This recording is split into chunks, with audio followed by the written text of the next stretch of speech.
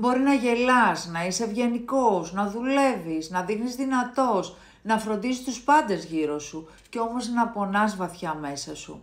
Η χαμογελαστή κατάθλιψη δεν μοιάζει με αυτό που νομίζουμε, είναι αόρατη. Δεν είναι πάντα δάκρυα, σκοτεινά δωμάτια και απελπισία. Δεν είναι κραυγές, είναι σιωπή. Δεν είναι δάκρυα, είναι μάσκες. Δεν είναι δεν μπορώ να λειτουργήσω, είναι λειτουργώ για τους πάντες εκτός από μένα.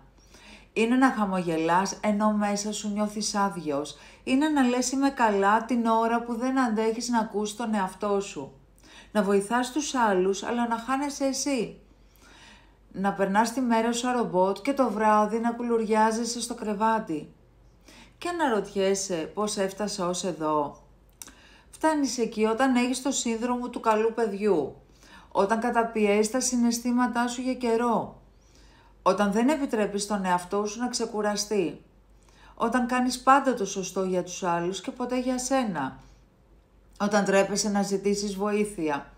Όταν χαμογελάς για να μην σε ρωτήσουν τι έχεις. Και έτσι μέρα με τη μέρα χτίζεται μια εσωτερική κόπωση. Δεν φαίνεται, αλλά σε βαραίνει. Μια ήσυχη θλίψη που κρύβεται πίσω από την κανονικότητα. Αν νιώθεις έτσι, δεν είσαι αδύναμος. Είσαι ένας άνθρωπος που κουράστηκε να παλεύει μόνος του. Μην αγνοείς τα σημάδια, μην το προσπερνάς. Μίλησε, ζήτα βοήθεια. Δεν χρειάζεται να χαμογελάς μόνο και μόνο για να μην ανησυχούν οι άλλοι. Υπάρχει τρόπος, υπάρχει φως.